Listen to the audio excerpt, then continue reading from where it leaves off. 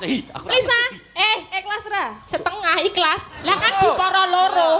Nya, aku ra duwe duit 200 apa-apa nya. Balik. Kan di para loro dadi ya Nek setengah. kamu gak ikhlas aku gak mau menerima. Iya iki. Do padu tak bubarke sik. Iki do padu. Iki lagune apik lho iki rukun lho iki. Kepeling lho iki. Ya Pak Seno lho. Apa? Dadak minta izin ki ya ngopo ngono lho, meng arep ngadu domba. Lho. Heeh. Lho. Oh.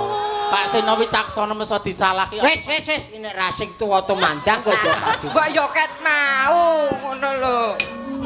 Sae ngono. Piye? Dite pira? 400. 400, Bang. 400. Lho.